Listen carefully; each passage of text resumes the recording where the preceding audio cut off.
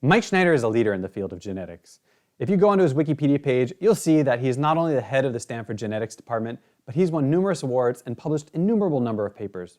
So when my colleague, let's call him John, sees Mike Schneider at a networking event, he's like, this is it. This is my chance to make an impact, right? And to make a connection. This is what networking events are all about. Beeline straight from Mike Schneider, all right? They introduce themselves, shake hands. Mike's like, what do you do? And my colleague is like, well, I've been 3 years at this institution and I do research in genetics. Mike Schneider's like, good on you. Turns around, walks away. My colleague's like, what just happened? Nothing happened, which is exactly what happens when we introduce ourselves to important connections at networking events or in all sorts of circumstances so often, is that absolutely nothing happens. Why? Because we've introduced ourselves in a way that is fundamentally uninteresting, because we've talked about ourselves. How do we make ourselves interesting, particularly when giving an elevator pitch, for example, at a networking event or wherever it is? Well, obviously we can't really talk about ourselves, but then what else can you do? The way to make a good elevator pitch is to recognize that bad pitches focus on what you do, good pitches focus on the value of what you do. Bad pitches focus on what you do, good pitches focus on the value of what you do. And the most impactful way to create value for your audience is to position a problem when somebody asks you what you do, mention a problem, and then position what you do as a solution to that problem. When you solve problems, you create value. So you go up to, let's say you're an entrepreneur and you go at a networking event and people ask you what you do. Well, obviously you solve some problems. So you introduce the problem first and then mention what you do in order to demonstrate that you solve that problem. And in fact, this is what great salespeople do when they meet new potential clients, is they understand the client's needs, the client's problems and pains. And so the client says, what do you do? Well, bad pitches focus on the product. So they don't start there. They say, well, here are some of the problems that people face, and that they know the client has.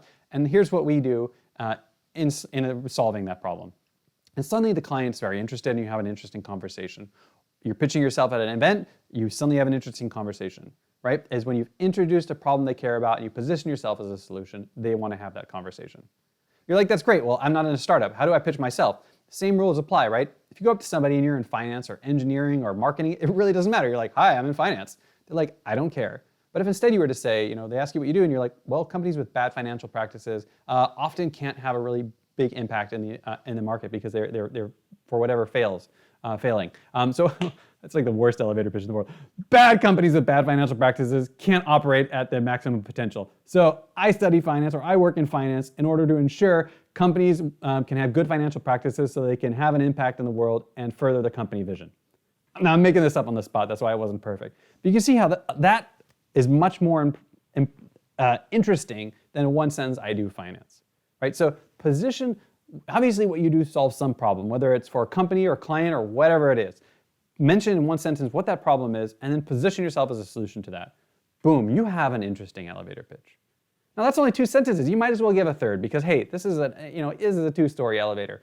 And so what you can do on the back end after you've introduced what you do, is you can mention some of the benefits of what you do. You can mention how what you do is unique. Like, what is your unique approach in what you do? If it's finance, what's your unique approach? If it's in marketing, what's your unique approach? If you're a startup, what makes you unique from other companies that are solving the same problem?